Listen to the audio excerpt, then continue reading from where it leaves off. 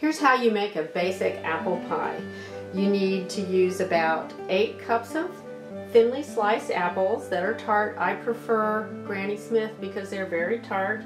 You want to cut them very small and thin so that they will be thoroughly cooked before your crust burns. You want to make sure your crust is golden brown but the apples are not hard. You want them cooked all the way.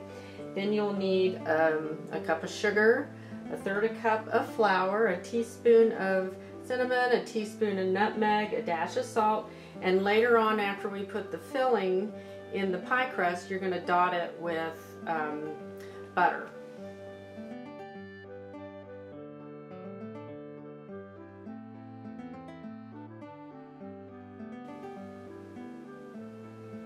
Start by putting your flour and your salt together. Stir together a little bit. Then put in your shortening. Some people like to use a food processor. I like to use a pastry cutter. And it pays to get a very high quality one because it's easier on your hands. You won't, get your fingers all sore and sort of torn up. And this is a very important part of the cutting in the shortening into the flour to get it all worked in very well, and you do this before you put in the water. This can be a very frustrating part of making pie crust, but homemade pie crust, there is nothing like it, and it is worth every bit of effort. Every so often you're going to want to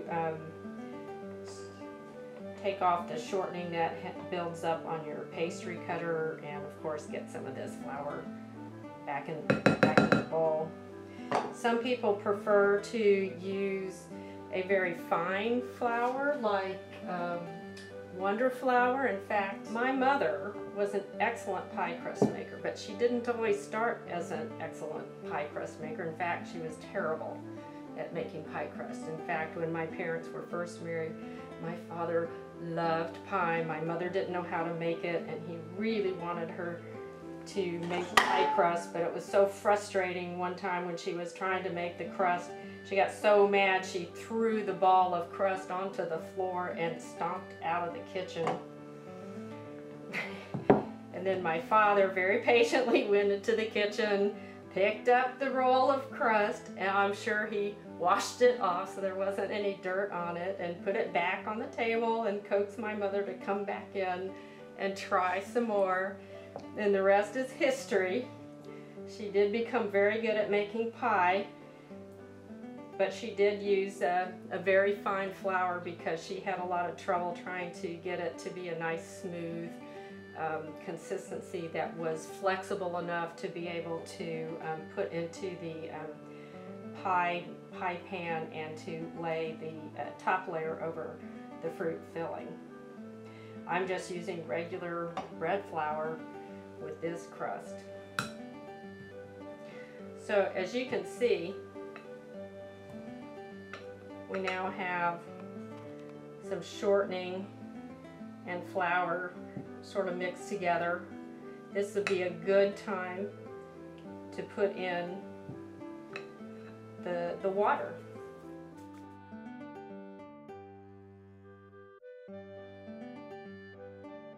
And I'll just keep working it like this until it forms into a nice moist ball.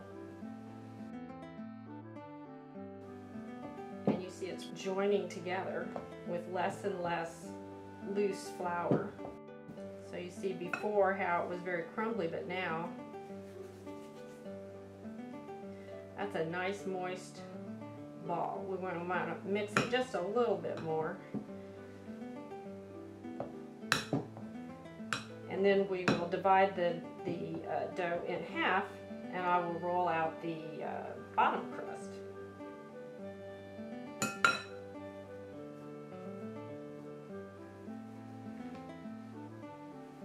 So you can see, and you can't feel it on YouTube, but it's pretty greasy, which is good. Okay, so now I'm going to roll out my ball of crust.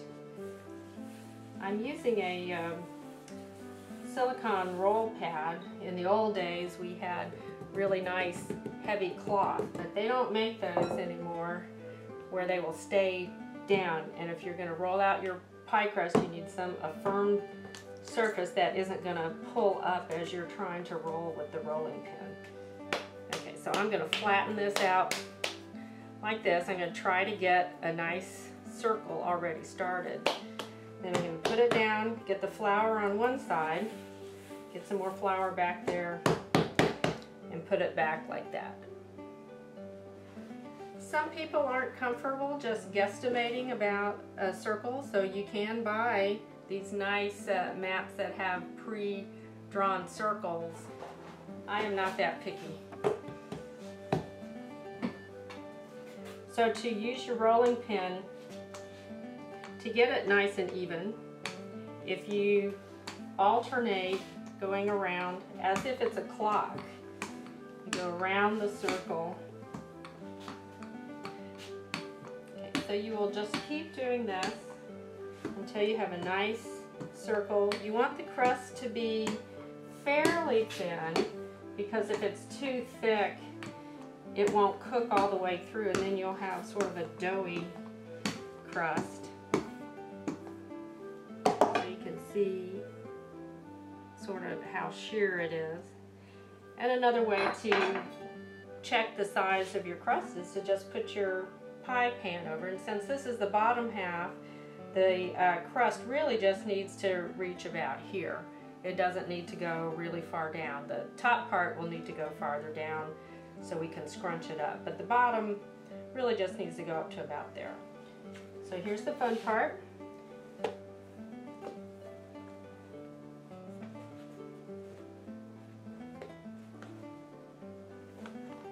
You're going to flip it, so now you got half your pie crust, right?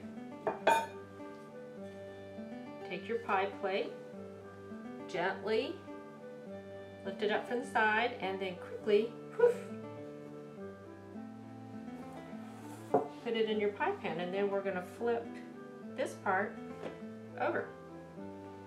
Okay, and so you see there, it's in, there's still air pockets there, and so what we're going to do is very gently push down this pie crust.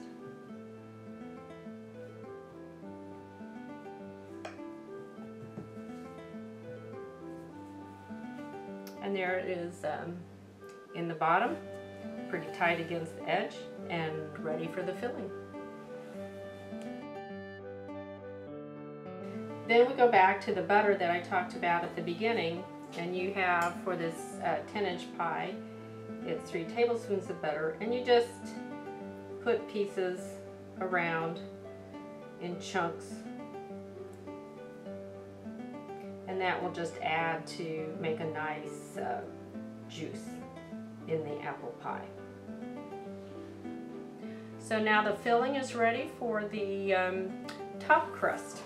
So remove this over here, put a little more flour back down so our pie crust won't stick to the mat. And once again, make a nice circle.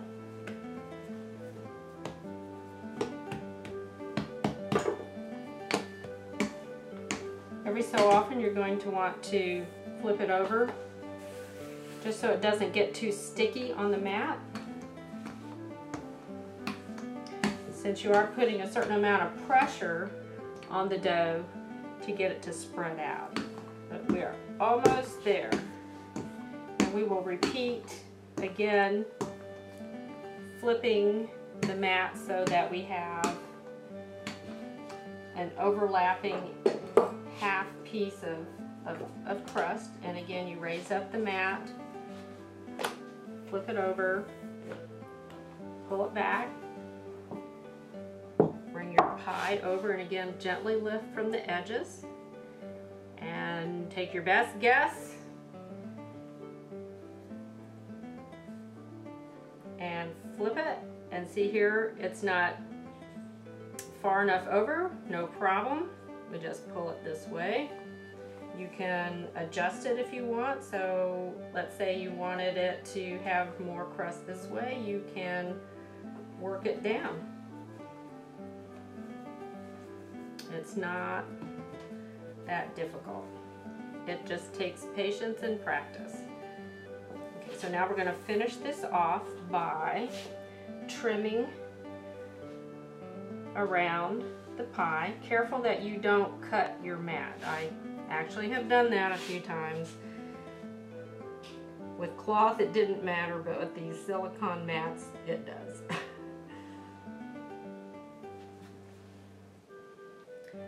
Save your strips because you might want to use those to fix some small areas on your pie crust to make it even. I will show you how to do that.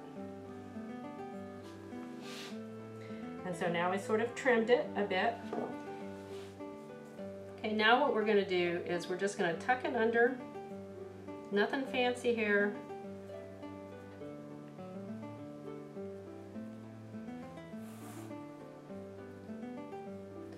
Just push that dough together, trying to even out. Like this is a little thicker, so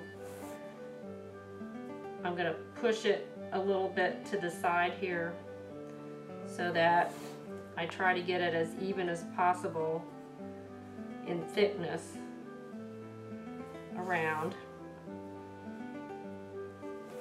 And let's say you had an area that was like that. What you can do is just take one of your strips, put it in a little bit of water. That sort of helps it be almost like glue, and then you can just add it.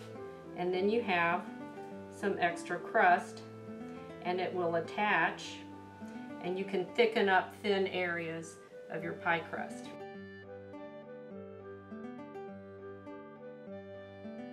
For the top of a pie crust is I like to sprinkle it with just granulated sugar.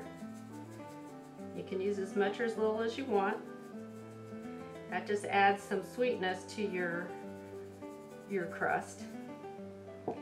And then I like to put, for an apple pie, I like to add some cinnamon on top. And so, there we have a pie ready for the oven. We're going to put it in at 425 and let it cook for about 50 minutes or so. I always have trouble with the edges starting to burn before the rest is cooked, so I use pie shields. You can purchase pie shields.